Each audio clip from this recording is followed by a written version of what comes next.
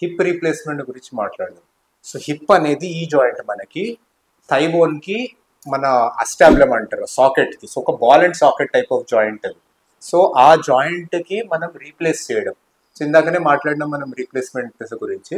So hip replacement మనకి అంటే చాలా వెరైటీస్ ఉన్నాయి, కానీ మనం బ్రాడ్గా 2 టైప్స్ గురించి మాట్లాడదాం.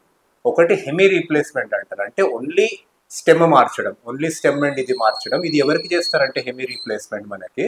సో హెమీ రీప్లేస్మెంట్ ఎవరికి అంటే కామన్గా నెక్ ఆఫ్ ఫీమర్ ఫ్రాక్చర్ అయిన వాళ్ళకి, ఎస్పెషల్లీ ఎల్డర్లీ పీపుల్లో.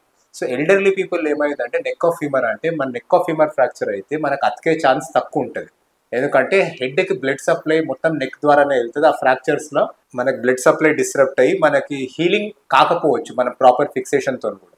మనకి హీలింగ్ బ్యాడ్ ఉంటుంది కాబట్టి చేసిన సర్జరీ ఫెయిల్ అయ్యే ఛాన్స్ ఎక్కువ ఉంటుంది కాబట్టి డైరెక్ట్లీ మనం రీప్లేస్ చేస్తాం. సో టోటల్ హిప్ ఎందుకు చేయమనేది, హెమీ ఎందుకు చేస్తాం అనేది ఫస్ట్ థింగ్. ఒక హెమీ రీప్లేస్మెంట్ చేయడంలో బ్లడ్ లాస్, సర్జికల్ టైం తక్కువ. సో జనరల్లీ ఇటువంటి పేషెంట్స్ ఓల్డ్ ఉంటారు, కార్డియాక్ ఇష్యూస్ ఎక్కువ ఉంటాయి అండ్ డిమాండ్ తక్కువ ఉంటుంది, అండ్ వాళ్ళకి ఎక్కువ వాకింగ్ ఇవన్నీ కూడా చాలా రిస్ట్రిక్టెడ్ ఉంటారు కాబట్టి హెమీ రీప్లేస్మెంట్ సరిపోతుంది. సో అటువంటి సిచ్యువేషన్స్లో హెమీ రీప్లేస్మెంట్ చేస్తారు.